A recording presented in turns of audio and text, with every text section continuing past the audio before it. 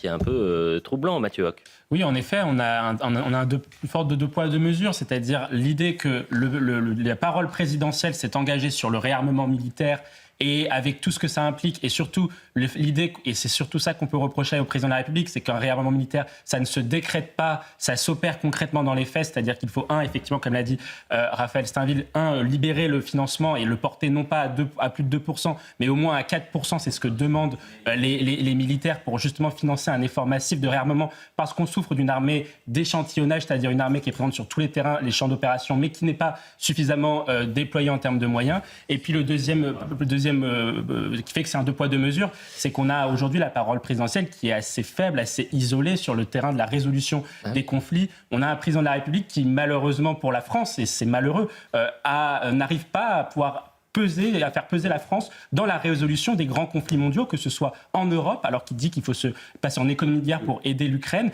mais également sur le théâtre, le Proche et Moyen-Orient. Il faut quand même rappeler que ça va au-delà du 14 juillet et que depuis son arrivée au pouvoir, Emmanuel Macron a très souvent...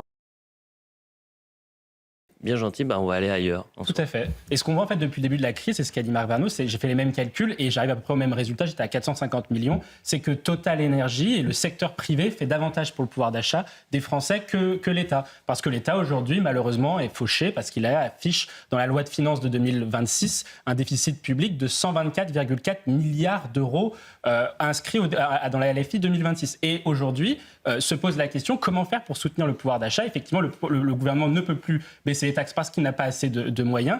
Et moi, je voudrais alerter un petit peu les auditeurs sur un sujet qui viendra, je pense, au niveau du bloc central. C'est cette idée de la taxe sur les super-profits. Les macronistes vont la reprendre, donc du Rassemblement national et de la gauche, vont la reprendre au niveau européen. Et on entend de plus en plus ça, l'idée qu'il faut taxer les super-profits, et notamment des énergéticiens, à l'échelle européenne et non à l'échelle nationale. Or, il faut rappeler quand même que sur le marché européen, Total n'a comme concurrent que des Britanniques, des sociétés pétrolières britanniques, et que donc, si on taxe au niveau européen Total Énergie, alors on va les fragiliser en termes de compétitivité par rapport aux producteurs et aux raffineurs du coup britanniques, et donc de fait on risque d'avoir on va encore se plaindre le fait que Total Énergie va devoir fermer des stations-service, va devoir fermer des raffineries, etc. C'est-à-dire qu'on sort de la démagogie.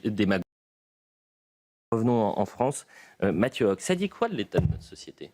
Il y a aussi un autre angle qu'il faut mettre en avant, c'est que ce qu'a dit le préfet, c'est qu'ils ont retrouvé, les autorités ont retrouvé de la présence de substances illicites, de stupéfiants et de drogues. Regardez les images de effectivement, et on voit bien que quand on compare les rassemblements festifs en France et ce qui peut se faire dans d'autres pays, y compris des pays du Sud global, ça se passe de plus en plus mieux là-bas par rapport à chez nous. Mais pour chez nous aussi, il y a un autre point, c'est sur la question de la consommation de drogue, parce que c'est un vrai sujet qui date des années 70. Le fait que dans les milieux bobo-culturels de gauche, on ait envie, pour faire la fête, de l'associer à la consommation de drogue. Or, le ministre de l'Intérieur, on a fait une loi notamment contre la guerre contre le narcotrafic, le ministre de l'Intérieur a dit lui-même que dans 83% des communes, il y a du trafic de drogue. La consommation de drogue alimente le trafic de drogue. Or, aujourd'hui, on voit bien que la France insoumise et une partie de la gauche est bienveillante à l'égard des rave-parties, à l'égard de lieux dans lesquels on sait, et les autorités le savent d'emblée, qu'il y aura de la consommation de drogue, parce que justement, ils sont sur un logiciel pro-drogue, pro-légalisation.